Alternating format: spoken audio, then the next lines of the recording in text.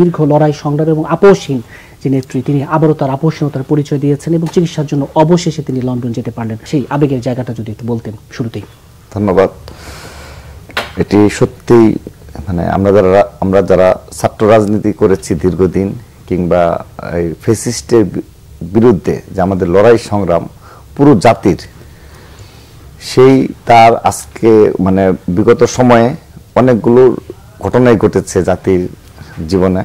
কিন্তু আজকে সত্যিকার অর্থে যে জনশ্রুত দেখেছি এবং এই দীর্ঘ প্রায় 3.5 ঘন্টা লেগেছে, তার 3 ঘন্টা লেগেছে, মাত্র অল্প দূরত্বের পথ। হ্যাঁ, 3 ঘন্টা। এখানে আপনার সেনাবাহিনীর ব্যাপক, আজকে আমরা তাদের কৃতজ্ঞতা জানাচ্ছি যে সেনাবাহিনী এই রুটগুলো যদি খালি না রাখতো এবং নেতাকর্মীদের যদি তারা ব্যারিকেড দিয়ে পুরো রুট যদি, এবং পুলিশ বাহিনীর কর্মকর্তা আজকে ভালো সোচ্চার ছিল, ভালো ভূমিকা রেখেছে, না রাখতো, তাহলে এটি মনে হয় না আজকে তার 5-6-7 ঘন্টা পৌঁছানো সম্ভব ছিল। তো মানুষের কি আবেগ, এই যে তার যে এই লড়াই সংগ্রামের ইতিহাস বেগম খালেদা জিয়া, এবং এই বাংলাদেশের স্বাধীনতা সার্বভৌমত্বের প্রতীক বলেন, গণতন্ত্রের প্রতীক বলেন, ঐক্যের প্রতীক বলেন, সবকিছুতে জড়িয়ে রয়েছে বেগম খালেদা জিয়া। তো তারই আজকে জাতি তাকে এই ঢাকায় যারা দেখেছে, এই গুলশান থেকে আপনার অভিমুখে, এই এয়ারপোর্ট অভিমুখে জনস্রোত কাকে বলে, এবং সবচেয়ে অবাক করার বিষয় যারা মানে অপর পাশে যে হাজার হাজার গাড়ি যেহেতু যানজট পড়েছে আর কি, সেখানে আমি ব্যক্তিগত খালি একটা বিষয় লক্ষ্য করেছি, সবাই নারী পুরুষ নির্বিশেষে সবাই নেমে যে এই যে লাইভ করা মানে ভিডিও করা শুরু করছে সবাই, মানে এই পাশ থেকে তো জনস্রোত, কিন্তু অপর পাশ যেটা যেখানে বেগম খালেদা জিয়া এই পাশ দিয়ে যাচ্ছে, বাম পাশ দিয়ে, তো ডান পাশে পুরো গাড়ি থেকে সব নারী পুরুষ নির্বিশেষে, বিশেষ করে